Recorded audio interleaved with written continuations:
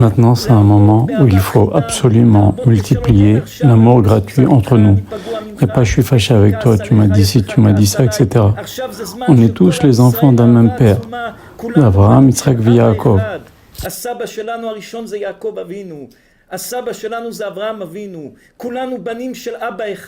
C'est comme un Sefer Torah. Chaque lettre, c'est comme une âme.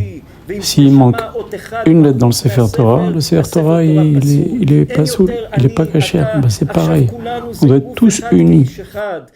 Après la Shoah, il y a plein de gens qui ont voulu se marier avec des femmes qui étaient malades ou qui avaient un défaut. On leur a demandé pourquoi. Pourquoi tu es prêt, ou qui ne leur plaisait pas, pourquoi tu es prêt à cela?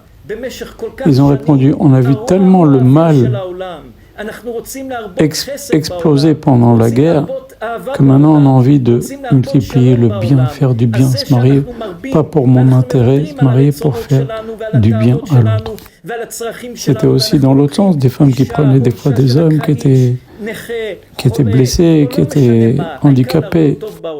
Ils ont vu tellement de mal dans le monde pendant la guerre qu'ils ont voulu faire du bien, multiplier le shalom. Il faut arrêter les disputes, le lashon hara, les conflits. On a sali l'atmosphère avec la saleté de la dispute, la saleté du lashon hara.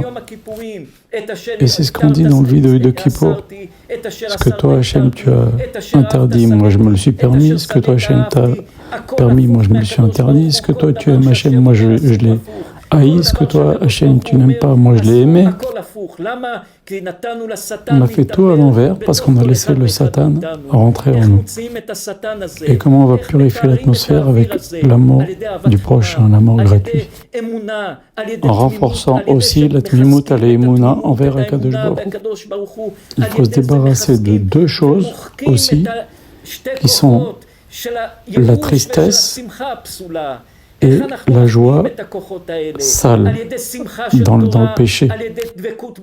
Par exemple, c'est-à-dire quoi la tristesse? Il y a des gens qui, alors parce qu'ils ne sont pas millionnaires, alors ça y est, ils sont en déprime. Mais de quoi tu te plains? Tu vois, tu respires, tu es vivant, tu peux parler.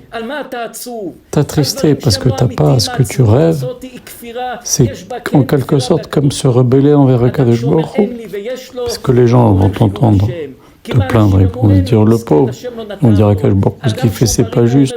Quelqu'un qui est en bonne santé et qui dit je suis pas bien, il fait un chilul Hashem, les gens ils disent regarde Hashem comme il est dur avec cet homme, alors qu'il a rien, il y a pas de quoi faire un drame.